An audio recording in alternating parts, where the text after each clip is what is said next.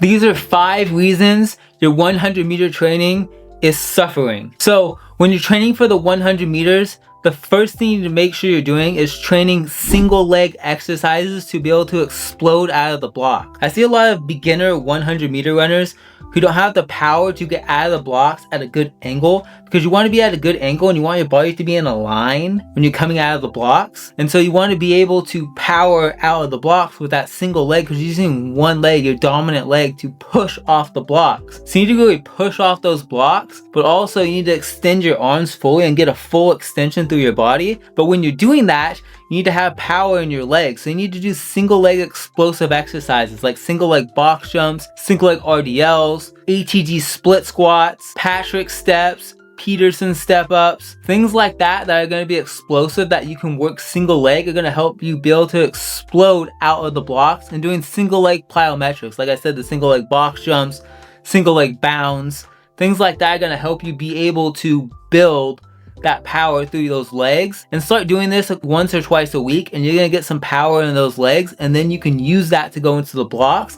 And do this during the off season time. Second is not eating enough micronutrients. So micronutrients are your vitamins and minerals. So these are like your electrolytes, like your potassium, magnesium, sodium, and calcium. And then you have like your B vitamins, your vitamin A, your vitamin K2. You're gonna get a lot of these from meat, animal foods, and fruit.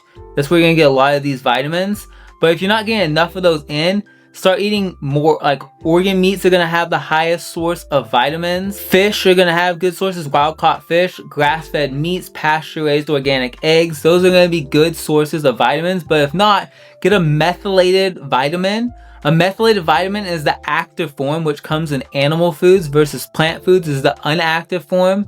And that's not going to absorb as well as the active form. So try to get a methylated version of your vitamins. I like to use Wild Foods methylated multivitamin. I have one over there. It's awesome. It works really well. It's a great multivitamin, and it's going to get your nutrients in, and it's going to make you feel better, because having that nutrients is going to give you energy throughout the day, and it's going to make you feel better when you're running, and it's going to make you not cramp up. It's going to make you not fatigue as fast, and you're going to be able to produce blood to the body faster and get oxygen to the body faster, and not be able to be as lactic as fast, and all these different fun things, because you're getting all of your nutrients in. Number 3 is not taking creatine. Creatine is a must take. Yes, you are going to gain some weight taking creatine. You'll probably gain about 3 to 5 pounds taking creatine. But creatine is worth it. Helps you recover so much better after your workouts. To help you be more explosive during your workouts. Everyone that takes creatine, they will gain strength in like pull-ups. They'll be able to lift heavier pull-ups while being heavier. Like they'll be able to lift, like let's say your max pull-up is 100 pounds. Someone might be able to do 105, 110 pounds after taking creatine while weighing an extra 5 or 10 pounds in weight. So they're going to be a lot stronger. So with the running, you're going to just be more explosive with running. And creatine is the most researched supplement in the game. It's backed by science. Make sure you gain a high quality creatine. I like to use something like Santa Cruz Paleo or Paul Saladino's Lineage Provisions creatine. But if you just want to use a basic creatine, you can use like a bulk supplements creatine, super cheap. Put in at least 5 grams. I would put up to 20 grams if you want more cognitive benefits. If you're struggling with like schoolwork and stuff like that and you want those cognitive benefits, put up to 20 grams. But start out with just 5 grams in your water. Make sure you're drinking water with this, and you're going to feel super good, super amazing. Trust me, you're going to want to do this. Next is only doing short sprints is not enough. So you have to be doing the 200, the 400, or you have to be doing longer sprints during some of your workouts. So you have to have some endurance days, because when you run the 100, that last 30 meters, you have to be able to hold that top speed and not fatigue. So you need to really work on proper posture. So working on proper posture in the gym by working on your rear delts and working on good posture and getting this opened up. So when you're running, you can run and breathe properly, and you can land and strike properly.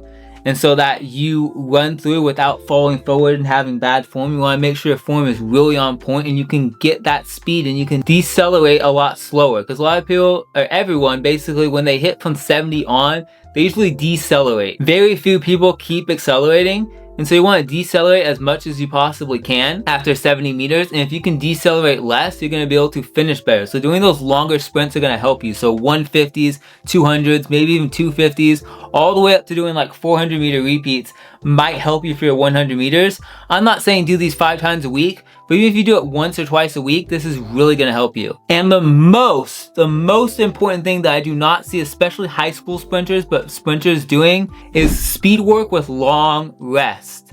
You have to do speed work, which is, to me, 30 meters all the way up to about 120 meters, all out, full sprint. I like to just usually do 30 to about 80 meters, all out, full sprints.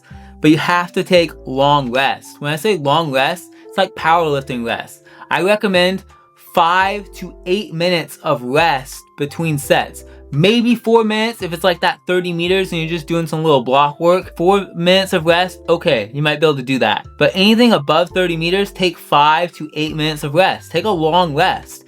Give yourself time to recover so you can sprint full speed again.